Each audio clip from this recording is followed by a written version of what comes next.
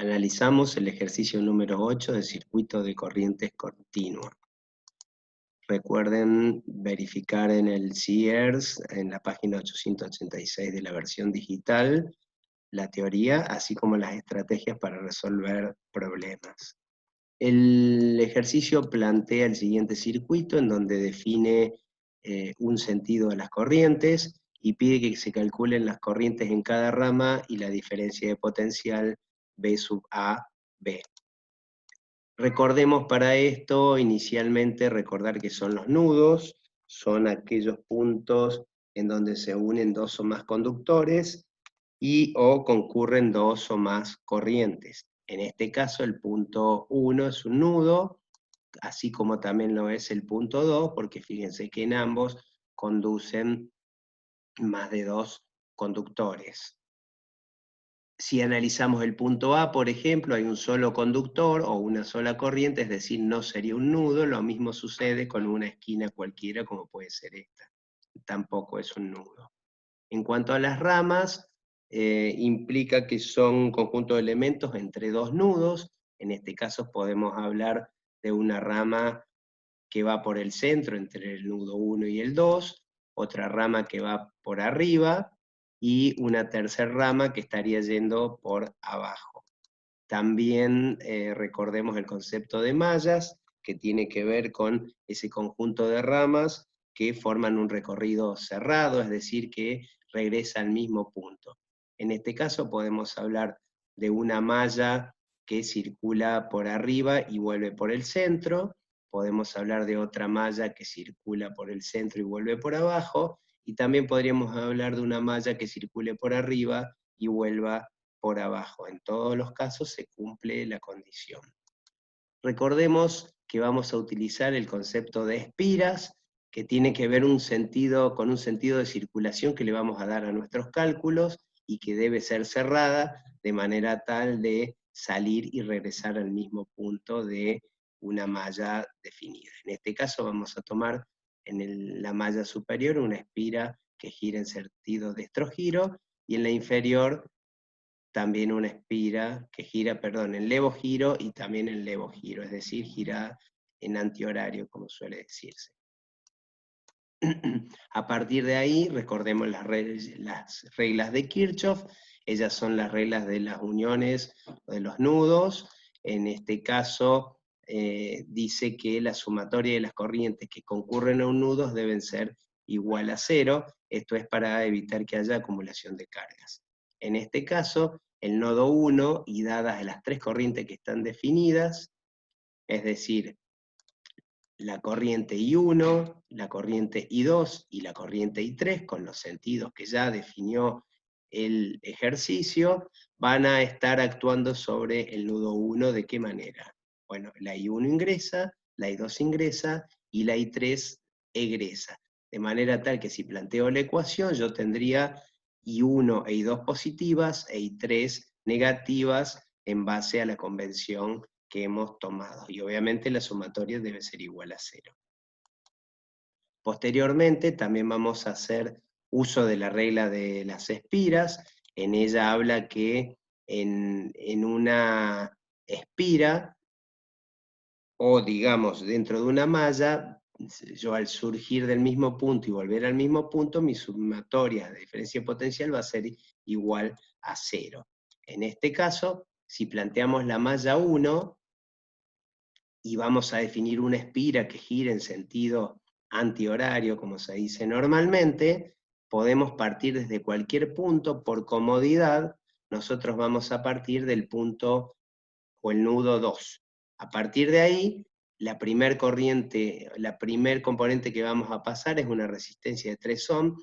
Recordemos la convención que tomamos, que si en el camino que recorre la espira, o sea que vamos recorriendo, las corrientes están a favor de nuestro recorrido, son negativas esas caídas de tensión. En este caso vemos que es negativa.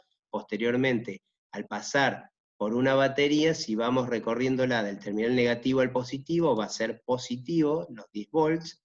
Nuevamente vamos a tener un valor negativo, y cuando lleguemos a este otro componente, continuando con la espira 1, vamos a ver que vamos en contraposición al sentido que está definida la corriente.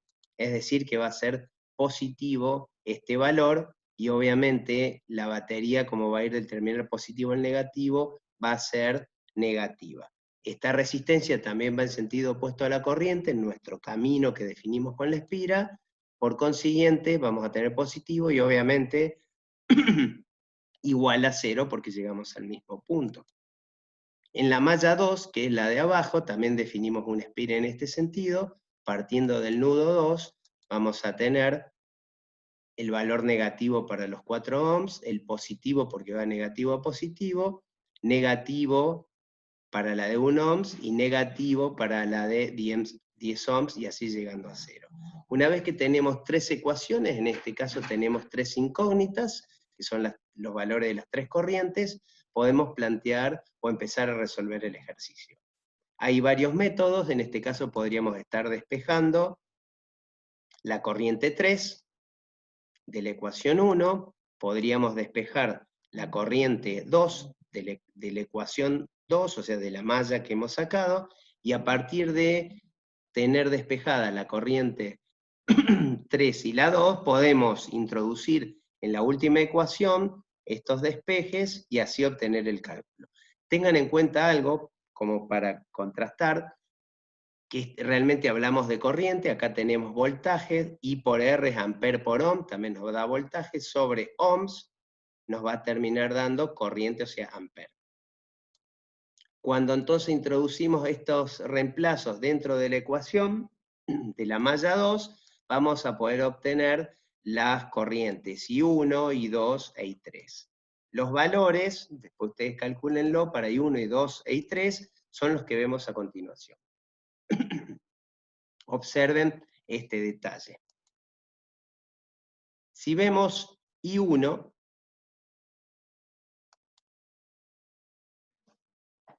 que es igual a 0,8 amperes, vamos a ver, es positivo el signo, o sea que está correcto de acuerdo a cómo fue definido. O sea, I1 circula en este sentido. Cuando vemos I3 también es positivo, es decir que el sentido que tiene I3 también es correcto. Sin embargo, cuando vemos I2 nos dio negativo. Este signo negativo implica que el sentido que le dimos a la corriente I2 es erróneo. Es decir, lo que va a haber que hacer, obviamente, al ser erróneo, es dar la vuelta. Entonces, I2, que circulaba entrando al nudo 1, va ahora a estar circulando saliendo del nudo 1. De esta manera, nos damos cuenta que independientemente de la asignación de corrientes que hayamos hecho para el cálculo, al final el resultado nos va a estar diciendo para qué dirección deben ir cada una de las corrientes y los valores. A partir entonces de estos nuevos valores de corriente, en donde ya pusimos como positivo el valor de esta corriente porque dimos vuelta a su dirección, es que podemos calcular la diferencia de potencial. Y el cálculo de diferencia de potencial también ya lo hemos visto, tiene que ver con si yo parto del punto A y voy haciendo justamente, sumo el punto A más yendo para el lado derecho, como voy en oposición a la corriente, entonces yo estaría sumándole los 3 ohms por I1 y posteriormente le estoy sumando los 4 ohms por I2 para llegar al potencial de B. Si yo despejo esto, o sea, B sub A menos B sub B es igual a B sub AB, tendría este valor y me daría 3,2 volts la diferencia de potencial entre A y B. Por otro lado, si voy por este lado de la malla, obtendría exactamente lo mismo. Fíjense que B sub A le sumo 10, le resto porque voy en el mismo sentido y 1 por 2, le vuelvo a restar y 2 por 1 ohms, y le resto los menos 5 volts, esto va a terminar siendo B sub B, que cuando hago B sub AB me va a dar exactamente los 3,2 volts. ¿Qué implica tener un valor negativo? Bueno, obviamente implica entonces que B sub A es menor que B sub B. De esta manera quedó finalizado el ejercicio. pero se haya comprendido.